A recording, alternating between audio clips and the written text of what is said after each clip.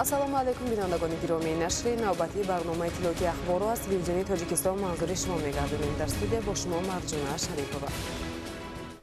صبح امروز پرزیدنت جمهوری تاجیکستان پیشوای ملت محترم امامعلی رحمان پس از اشتراک در ملاقات سرانی دولت‌های اتحاد دولت‌های مستقل از شهر سنت پترزبورگ فدراسیای روسیه به وطن برگشتند. در فرودگاه بین‌المللی دوشنبه پرزیدنت جمهوری تاجیکستان محترم امامعلی رحمان را رئیس مجلس ملی مجلس عالی جمهوری تاجیکستان، رئیس مجلس نمایندگان مجلس عالی جمهوری تاجیکستان، سروزیر جمهوری تاجیکستان، معاون یکم راهبر دستگاه اجرایی پرزیدنت جمهوری تاجیکستان و دیگر شخصان رسمی استقبال گرفتند. یادآور می‌شویم که 24-25 دکبر پرزیدنت جمهوری تاجیکستان پیشوای ملت محترم امامعلی رحمان با سفر کاری در شهر سنت پترزبورگ فدراسیای روسیه قرار داشتند. در دایره این سفر پیشوای ملت محترم امامعلی رحمان با پرزیدنت فدراسیای روسیه محترم ولادیمیر پوتین ملاقات کاری انجام داده. همچنین در ملاقات غیر رسمی دوستانه سران کشورهای اشتراکدار اتحاد دولت‌های مستقل اشتراک نمودند.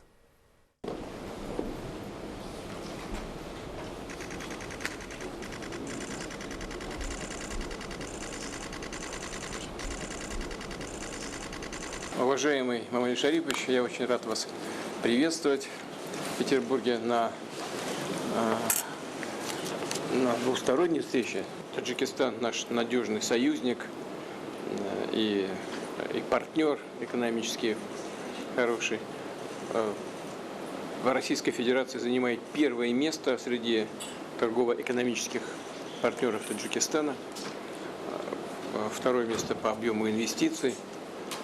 И в прошлом году увеличение было, и в этом году будет увеличение небольшое, но тем не менее оно состоится. У нас совсем недавно проходила межправкомиссия. С нашей стороны вице-премьер возглавляет межправкомиссию, с вашей председатель правительства. Подготовлен план нашей совместной работы на ближайшие годы. Уверен, что все это будет реализовываться, осуществляться. Там очень хорошее направление взаимодействия. Они выбраны не случайно. Все, что подготовлено правительствами двух стран, направлено на развитие не только наших отношений, но и на осуществление именно тех проектов, в которых заинтересован Таджикистан, как страна с быстро растущей и развивающейся экономикой. Мы рады всем вашим начинаниям, всем вашим успехам. Хочу отметить также, что большое значение придаем и межрегиональному сотрудничеству. Многие регионы Таджикистана и субъекты Российской Федерации имеют прямые отношения между собой. И это вносит существенный вклад в развитие наших двусторонних связей. Развивается гуманитарное направление. И здесь обратил бы внимание на филиалы, работающих в Таджикистане, российских вузов, и на то, что таджикистанцам предоставлена самая большая квота для обучения в Российской Федерации. 1000 человек. Мы постоянно увеличиваем и готовы сделать это в ближайшее время еще раз. При вашем непосредственном участии и по вашей инициативе были открыты несколько школ в Таджикистане с изучением русского языка. И это очень интересное, перспективное направление. В сфере безопасности на международной арене продолжается сотрудничество, причем именно как с ближайшим нашим союзником, очень доверительно и конструктивно. Мамаль Шарипович, мы очень рады вас видеть с рабочим визитом в России. Добро пожаловать. Уважаемый Владимир Владимирович, благодарю за приглашение и теплый прием. Поздравляю вас с наступающим Новым годом. Желаю вам доброго здоровья и новых успехов в деятельности. Завершающий год очень насыщенный для наших отношений. По итогам года Россия является главным торгово-экономическим партнером Таджикистана. Товарооборот увеличился почти на 20%. Активно развивается культурно-гуманитарные связи. Готов сегодня обсудить с вами эти и другие вопросы наших взаимоотношений, а также международную и региональную тематику. Вопросы безопасности. Россия является главным стратегическим партнером Таджикистана. Мы в целом удовлетворены динамику развития по всем направлениям. Мы очень благодарны по поддержке в гуманитарной сфере, выделили средства для строительства школ для одаренных детей в Душанбе и театр Маяковского. Это имеет очень важное значение для нас. Вот кино прошло. Да. Спасибо за оказание помощи преподавателям русского языка для обеспечения школ. Мы сегодня и завтра подытожим особенно вопросы региональной безопасности, глобальной безопасности. Нас тоже волнует. Я еще раз хочу вам крепкого здоровья. Спасибо. И народу России благополучия и присыта мира. Спасибо большое. Вы затронули вопрос школ и преподавателей. 72 преподавателя наших работают в Таджикистане, а со следующего года мы увеличиваем, будет 82 преподавателя. Я знаю, что вы нас все время так критикуете за это, за то, что слишком мало работает преподавателей российских и учебников мало. Мы с вами полностью согласен и, безусловно, будем наращивать эту совместную работу. Надо повысить качество. Да. Так и будет. Спасибо большое.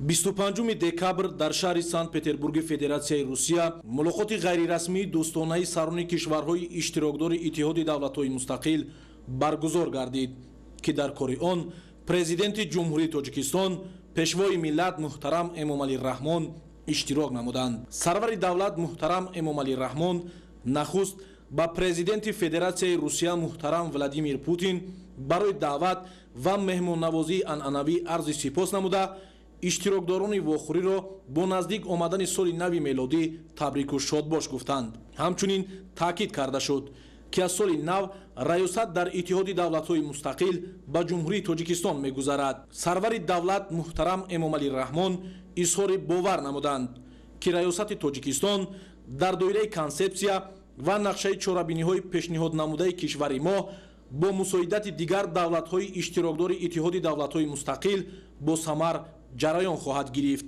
Дар рафти мулоқот ҷонибҳо атрофи доираи васеи масъалаҳои байналмилалӣ ва минтақавӣ мубодилаи афкор анҷом доданд. идомаи ахбор. дар бораи иҷлосияи 20 маҷлиси миллии маҷлиси олии ҷумҳурии Тоҷикистон даъвати шашум. иҷлосияи 20 маҷлиси миллии маҷлиси олии ҷумҳурии Тоҷикистон даъвати шашум 27 декабри соли 2024 соати 10 дар маҷлисгоҳи маҷлиси миллии маҷлиси олии ҷумҳурии Тоҷикистон баргузор мегардад. аъзои маҷлиси миллии маҷлиси олии ҷумҳурии Тоҷикистон 26 декабри соли 2024 аз соати 9 то соати 17 ва 27 декабри соли 2024 аз соати 8 то 9 дар шӯъбаи ташкилии дастгоҳи маҷлиси миллии маҷлиси олии ҷумҳурии Тоҷикистон ба қайд гирифта мешаванд. Телефонҳо барои тамос 221 98 35 223 19 48. дар бораи ҷаласаи якҷояи даҳуми маҷлиси миллӣ ва маҷлиси намояндагони маҷлиси олии ҷумҳурии Тоҷикистон даъвати шашум. ҷаласаи якҷояи даҳуми маҷлиси миллӣ ва маҷлиси намояндагони маҷлиси олии ҷумҳурии Тоҷикистон даъвати шашум 28 декабри соли 2024 соати 7 дар бинои парламенти ҷумҳурии Тоҷикистон баргузор мегардад.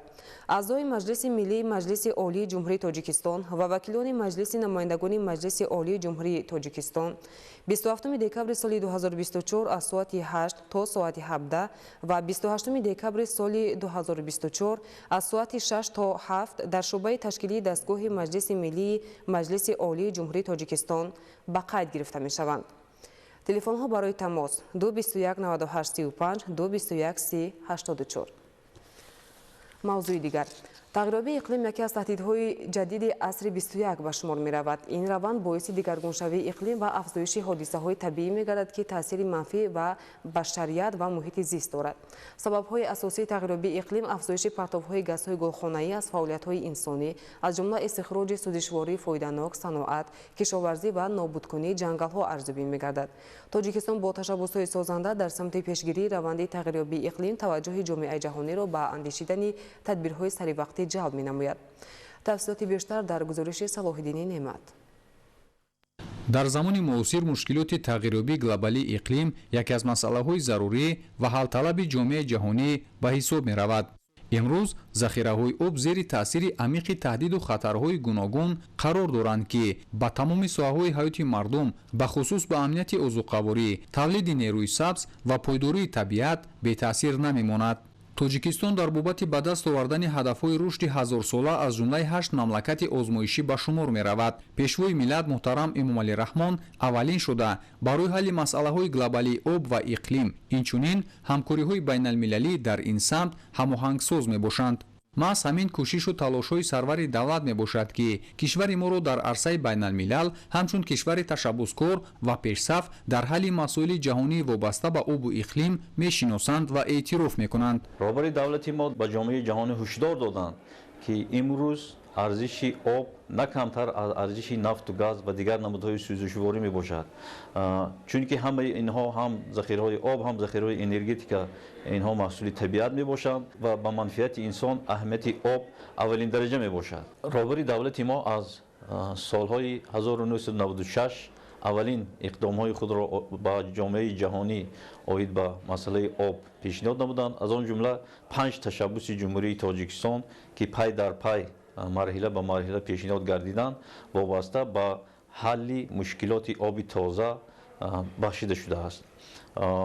иқдомҳои пешгирифтаи ҷумҳурии Тоҷикистонро Созмони Милали Муттаҳид, кишварҳои ҷаҳон пазируфтанд ва ҳамовозии худро иброз намуданд. Ташаббусҳои ҷумҳурии Тоҷикистон аз соли 2003 оид ба эълон гардидани соли оби тоза ва мин баъд солҳои 2005-2015 10-солаи байналмилалии об барои ҳаёт ва аз солҳои 2018-2028, ки дар айни замон идома дорад, 10-солаи байналмилалии об барои рушди устувор ва соли 2025 эълон намудани соли байналмилалии ҳифзи пиряхҳо аз ҷумлаи иқдомҳои сатҳи байналмилалӣ ба ҳисоб мераванд. дар ҳақиқат об ҳамчун манбаи ҳаёт сол ба сол вазъи нигаронӣ дорад ва мана ҷаноби олӣ ҳатто дар баромадҳоя зикр карданд, ки ҳар ҳафта 48 000 нафар одамон аз яъне нарасидани об, аз сифати об, пасти об, аз ғайрисанитарӣ будани яъне таркиби об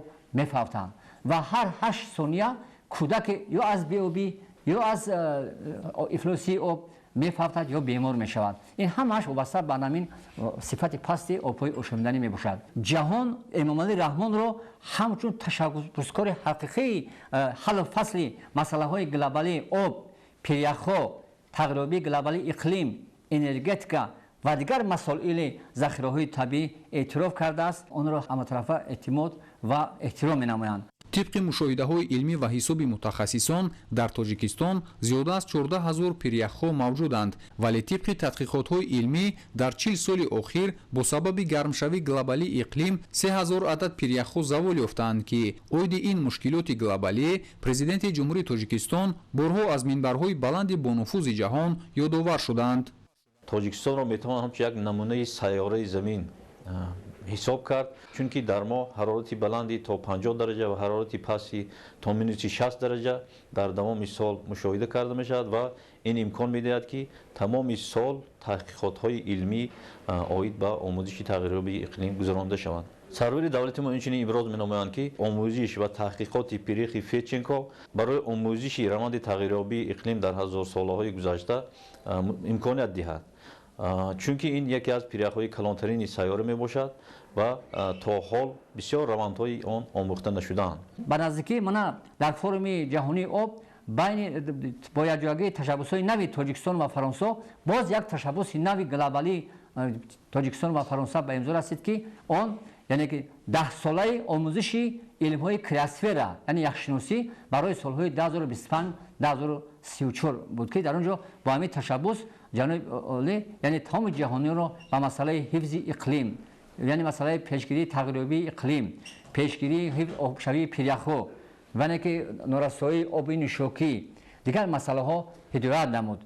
طبق اطلاع کارشناسان سرچشمه درآمد سیاکی اهالی سیاره از حساب سوهای کشاورزی میباشد.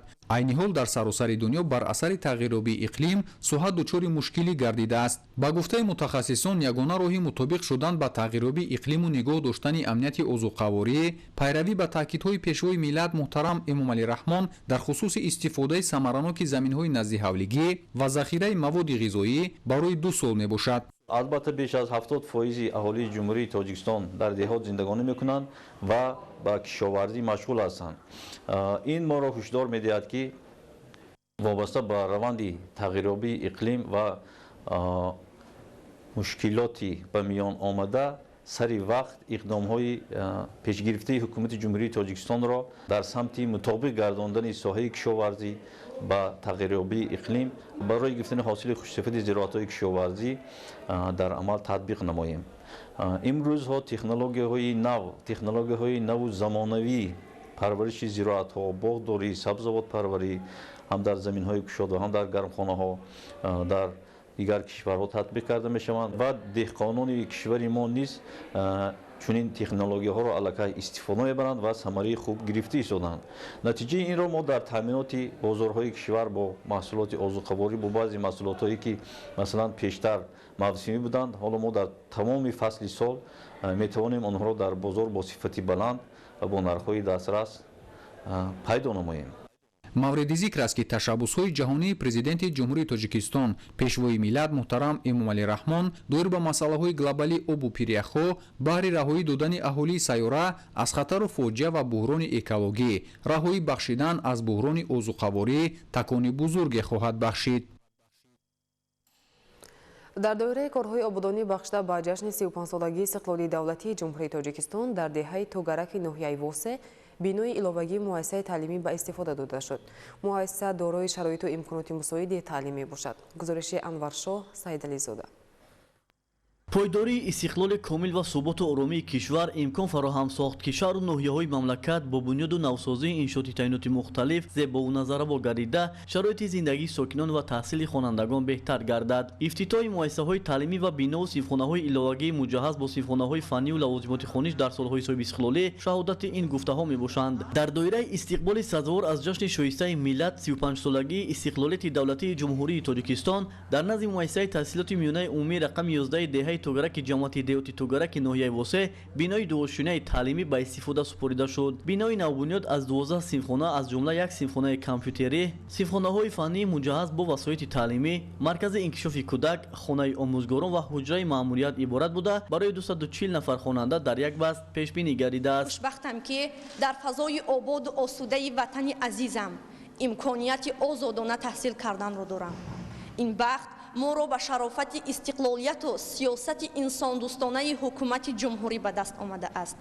محض پرزیدنت جمهوری تاجیکستان پیشوای معظم ملت محترم امام علی رحمان با مناسبت پدرانه خود به ما نورسان و جوانان راه بخت و اقبال را کشاده به راه صاحب کسب و فناور دانشمند و نوآور گشتن ما سعی و کوشش می نماید. باید که هوشیاری و زیرکی سیاسی رو از دست نداده بهر پایداری امن و ثبات کشور عزیزمان سهمگزار باشیم. با نظر داشت این من و همسالانم تصمیم گرفتیم که جواباً با غمخواری های حکومت جمهوری با بهای خوب و اعلی تحصیل نموده آینده متخصص خوب شده به وطن عزیزمون خدمت‌های شایسته نماییم. این اقدام سازنده با مقصد رفع مشکلات نورسایی جای نشست محصلین و در شرایط خوب و زمان معاصر با تحصیل فرا گرفتن آنها راه اندازی گردیده است. از فراهم گردیدن چنین شرایط آموزگاران و خوانندگان بر رهبریت عالی دولت و حکومت مملکت اظهار سپاس و قناعتمندی نموده آموزگاران خود را بهره براهماندن فعالیت صادقانه و صافدلانه در سمت به کمال رسانیدن این قشر جامعه عهده‌دار شماریدند. ما خوانندگان منتدار خود را به پیشوای معظم ملت می‌رسانیم که که چنین شرایط خوب را به ما فراهم آورده و این ما را وادار می‌سازد که علم‌های زمینه را از خود کرده در آینده در رشد و نمای خلق خود خدمت رسانیم. طور اطلاع داده شد مؤسسه تحصیلات میانه عمومی رقم 11 دهه توگرک از سالهای طولانی اینجوری فعالیت نموده ضرورت صفخانه‌های نوی تعلیمی به میان آمد. اکنون با مهیا گردیدن شرایط معاصر تعلیمی امروز جهت بلند برداشتن دانش و ملکه محصلین و جلب آنها به آزمون‌های گوناگون شرایط مساعد فراهم آورده شده است. میادهای خود را و پیشوای معظم ملت پرزیدنت جمهوری تاجیکستان محترم امامعلی رحمان میرسانیم برای ساختن چنین بنای برهوایی. شخصا برای من اشتراکچی به واسطه آزمون از فن فیزیک و برای امسالان من یک شرایط خوب فراهم آوردند که ما میتوانیم از اسباب‌های فیزیکی وسیع استفاده بریم. بنای علاوگی تعلیمی با دستگیری حکومت جمهوری تاجیکستان و جلب شریکان رشد ساخته شده در کارهای ساختمانی بهترین متخصصان و ساختمانچیان محلی که زیاده از 20 نفر را تشکیل میداد جلب گردیده بودند. برای در فصل زمستان معتدل نگاه داشتن صفخانه‌های تازه بنیاد شرایط معاصر گرمایدهی نیز مهیا میباشد. در شفت بنا میدانچه ورزشی برای فوتبال، والیبال و بسکتبال و دیگر انشاءات یاریرسان بنیاد یافته گرد و اطراف بنای تعلیمی با نیهالانی همیشه سبز و گل و بوته‌های گوناگون رنگ آرا داده شده است. انورشاه سیدعلیزاده، سید حامد شریف، ناحیه واسه، اخبار. در شهر استقلال بخشیده به جشن 35 سالگی استقلالی دولتی بنیاد و نوسازی 150 انشاء بر نقشه گرفته شده است. در شهر همچنین بنیاد کارخانه‌های خرد و بزرگ صنعتی ادامه داشته جایهای نوی کاری تأسیس داده می شود. معلومات بیشتر در گزارش نوبتی.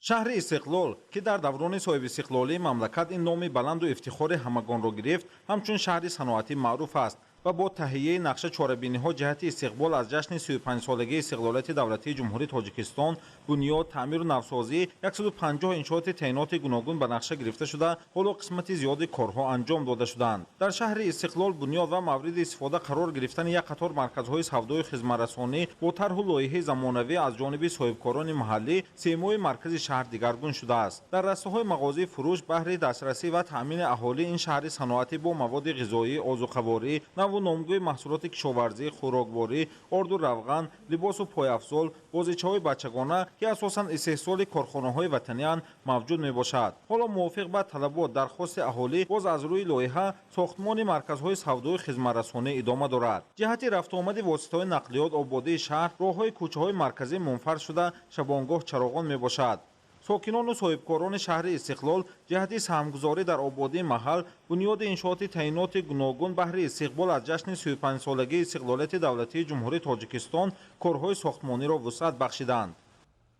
مقامات اجرایی حکومت دولت شهر استقلال وابسته به اجرای قرار حکومت جمهوری تاجیکستان از 1 ایول سال 2022 درباره جشن گرفتن 35 سالگی استقلال دولت جمهوری تاجیکستان نقشه چهاربینی‌ها را عبارت از 150 بند تهیه نموده موافق آن کارهای سازندگی بنیادکاری را به راه مانده شده. عین حال 63% آن با صفت اجرا گردیده است. 95 بند نقشه چهاربینی مذکور اجرا گردیده و 30 بند نقشه چهاربینی‌هایی که در سال 2024 به نقشه گرفته شده بودند 32 بند آن پوره اجرا کرده شد که در عموم 107% نقشه که در سال 2024 پیش بینی شده را تشکیل می‌دهد. در شهر کارهای ساختمانی 2 عدد کارخانه‌های استحصالی آهک‌سنگ از جانب صاحبکاران وطنی به راه مانده شده. رفت کارهای ساختمانی بیش از 100 نفر با جایهای کاری موسمی و بعد به استفاده دادن آن زیاده از 180 نفر ساکنان متخصصان با جایهای کاری دائمی تامین کرده می‌شوند. بهره مشغولیت نورسان و جوانان به ورزش در مکتب مخصوص ورزشی شهر تالار ورزش و ورزشگاه مرکزی کارهای تعمیری صورت گرفته 550 نشستگاه‌ها نو کرده شدند. از 150 انشاءات تعینات گوناگون که دوام 5 سال در حدود شهر بنیاد و نوسازی کرده می‌شوند تا این مدت در 95 انشاءات کارها انجام یافتند. در شهر استقلال موجود بودن کارگاه دوزندگی، قالین‌بافی و نانپزی و قنادی یک واسطه استحصال محصولات و جایهای کاری میباشد. در کارگاه بانوان مشغول کار جهت استحصال لباس مکتبی، لباس کاری به کارمندان کارخانه‌های صنعتی میباشند. با دستگیری حکومت جمهوری تاجیکستان تدبیرهای مقامات محلی جهت استفاده ذخیره‌های طبیعی، تشکیل کارخانه‌ها و استخراج و کارکرد اشیاء خام طبیعی آینده اقتدار صنعتی تقویت می‌یابد. ҳоло дар рафти бунёди марҳилаи дуюми корхонаи металлургии шаҳри Истиқлол то 50 нафар сохтмончиён, кормандону муҳандисон машғули кор мебошанд. оянда бо мавриди истифода қарор додани марҳилаи дуюми корхонаи металлургӣ раванди фаъолияти корхона доимӣ ба роҳ монда шуда иқтидори истеҳсолӣ афзоиш дода мешавад. дар шаҳри Истиқлол ҳамзамон сохтмони ду корхонаи оҳакбарорӣ идома дорад. корхонаи истихроҷ ва коркарди оҳаки Истиқлол бо 60% сармояи дохилӣ ва 40% сармояи хориҷӣ сохта мешавад ки аз рӯи лоиҳа аз 3 хати технологӣ иборат аст. иқтидори як хати технологӣ истеҳсоли 200 тонна оҳак дар як шабонарӯз буда, дар оянда бо пуррагӣ мавриди истифода қарор гирифтани ин корхона 200 ҷойҳои нави корӣ таъсис меёбад. дар минтақаи саноатии шаҳри Истиқлол сохтмони боз як корхонаи дигари истихроҷ, коркарди ашёи хоми табиӣ ва истеҳсоли оҳак идома дорад ки аз тарафи соҳибкорони ватанӣ сохта мешавад. барои сохтмони корхона фаъолияти он лавозимоти сохтмонӣ ва дастгоҳу таҷҳизоти зарурӣ барои истеҳсоли маҳсулот оварда шуда сохтмончиён машғули иҷрои корҳо мебошанд. ба таъкиди масъулини мақомоти иҷроии ҳокимияти давлатии шаҳри Истиқлол бо бунёди 3 корхонаи нав боз иҷрои нақшаҳо ҷиҳати бунёди корхонаҳои нав истеҳсоли маҳсулоти ватанӣ воридотивазкунанда ва содиротӣ дар солҳои оянда зиёд гардида ин баҳри рушди иқтисоди шаҳр таъсиси ҷойҳои корӣ ба сокинон мусоидати калон менамояд. меҳмонгони гиромӣ, нашри навбатии барномаи иттилоотии ахбор хотима меёбад. саломат бошед.